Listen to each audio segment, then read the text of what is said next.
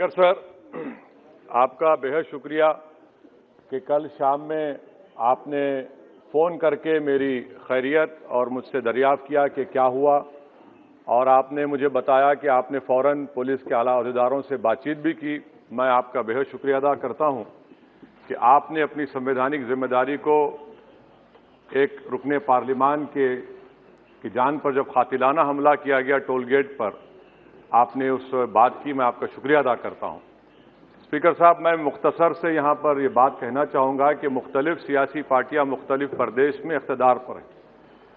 ये बात आप तमाम को मैं गोशेगुजार कर रहा हूं कि आखिर ये कौन लोग हैं जो गोली पर भरोसा करते हैं, बैलेट पर नहीं करते।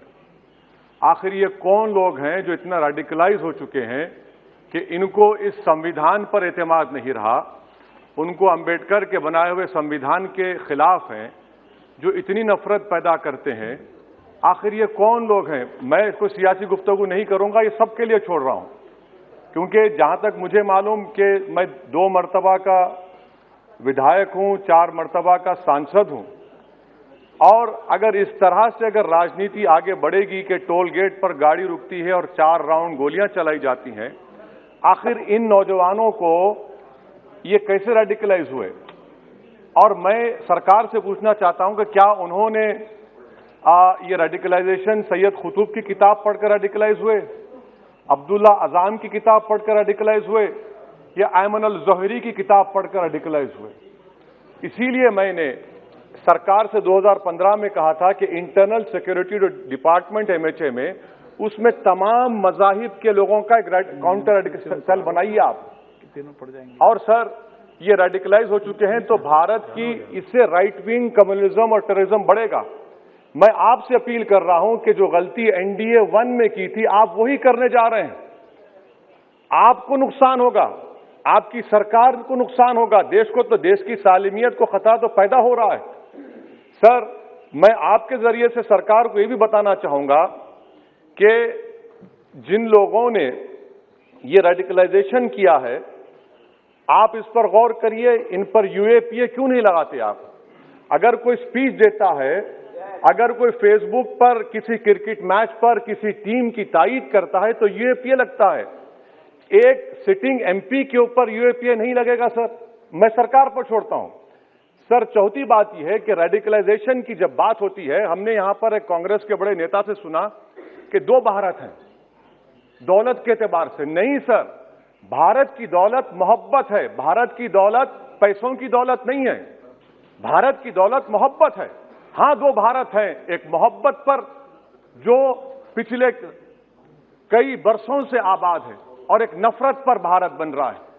तो क्या आप दौलत की भारत की मिसाल देंगे या मोहब्बत की भारत की मिसाल देंगे? अगर मोहब्बत की भारत की मिसाल देंगे तो उसमें आपको मेरी जबान को रोकने के लिए गोली चलाने की जरूरत नहीं है। इस 2 भारत को समझने की जरूरत है। सर, खत्म सर, मुझे खत्म सर सुनिए सर, मैंने करीब से 6 फीट से गोलियां देखी। मुझे बोलने दीजिए सर, हो सकता है कि कल दिन ना देखूं मैं। अगर मैं यहां पर नहीं बोलूंगा तो कहां बोलूंगा सर? आप मुझे प्लीज बोलने दीजिए। सर, मैं आपसे गुजारिश ये करना चाहूंगा कि आप हरिद्वार में, रायपुर में और इलाहाबाद प्रयागराज में मेरे बारे में क्या कहा गया? आपके नाईबी की रिपोर्ट है ना, आप क्यों छुपा रहे उसको? देखिए, मैं मौत से नहीं डरने वाला हूं, हम सबको जाना है इस दुनिया से। बल्कि मैंने कह दिया कि मैं इस वतन में पैदा हुआ, मेरी मां की कोख से तो जमीन पर लिटाया गया। जब मेरी आंख बंद हो जाएगी तो इंशाल्लाह औरंगाबाद की जमीन मुझे दफनाया जाएगा। मगर मैं आपसे अपील करना चाह रहा हूं सरकार से सर, कि जो कुछ बातें की गई हैं उसको देखिए। मैं Z कैटेगरी सिक्योरिटी नहीं चाहिए मुझे, मैं हरगिज नहीं चाहिए मुझे। मैं 94 से पॉलिटिक्स में हूं। मैं आजाद जिंदगी गुजारना चाहता हूं। मैं घुटन के साथ जिंदा नहीं रह सकता इस दुनिया में। मुझे जिंदा रहना है तो अपनी आवाज उठाना है, मुझे जिंदा रहना है तो सरकार किसी के उनके खिलाफ बोलना है, और अगर गोली लगती है तो मुझे कबूल है, मगर मैं घुटन की जिंदगी नहीं गुजार सकता सर। मेरा मानना यह है कि संविधान में अगर देश के गरीबों को, मजलूमों को, अल्पसंख्यक समाज को सिक्योरिटी मिलेगा तो मुझे मिलेगी। आपकी चिंता हमें है ना सर। मैं आप सिक्योरिटी दे रहे हैं सर, आपको नहीं सर, देश के गरीब बचेंगे तो मैं बचूंगा। ओवैसी की जान इखलाक पीलू से बढ़कर नहीं है सर। ओवैसी की जान उस वक्त बचेगी जब गरीब की जान बचेगी। इसीलिए मैं आपके जरिए सरकार से अपील करना चाहूंगा कि सर, इस नफरत को खत्म करिए, इस नफरत को खत्म करिए और इस पर आप गौर करिए। मैं नहीं लूंगा सिक्योरिटी, मैं जेड कैटेगरी नहीं चाहता हूं सिक्योरिटी। मुझे ए कैटेगरी का शहरी बनाइए आप, मुझे एक कैटेगरी का शहरी बनाइए ताकि मेरी और आपकी जिंदगी बराबर हो। जब देश के प्रधानमंत्री पर सिक्योरिटी ब्रीच हुआ, अपोजिशन की तरफ से मैंने कहा था कि गलत हुआ। सब सेक्युलर पार्टी के लोगों ने कहा कि ओवैसी तुम क्यों बोले? मैंने कहा नहीं, देश का प्रधानमंत्री मेरा है, सिक्योरिटी ब्रीच हुई तो एक्शन लेना चाहिए।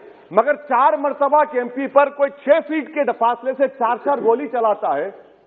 मुझे मौत है, हम सबकी मौत है, मगर मैं इन गोली चलाने वालों से डर कर खामोश नहीं बैठने वाला हूं।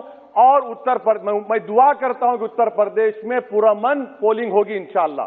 उत्तर प्रदेश की जनता गोली चलाने वालों का जवाब बैलेट से देगी, नफरत का जवाब मोहब्बत से देगी और कमजोरों को दबाने का जवाब हिस्सेदारी से देगी। मेरी आपसे गुजारिश है सर कि मुझे जेड कैटेगरी नहीं चाहिए, मैं रिजेक्ट करता हूं। आप इंसाफ करिए सर, उस पर यूएपीए लगाइए। और इनके दिमाग कौन है? 2 लोग रेकी करते हैं, उनको मालूम कि मैं मीरठ की ठोर से आ रहा हूं उस टोल गेट पर, और 6 फीट के फासले पर गोली चलाते हैं। तो आप देख लीजिए सर, आप सरकार के हवाले, अगर आप इंसाफ करना चाहे आप इंसाफ कर सकते, मगर रेडिकलाइजेशन आपको नुकसान पहुंचाएगा और इससे राइट विंग टेररिज्म बढ़ेगा। शुक्रिया सर।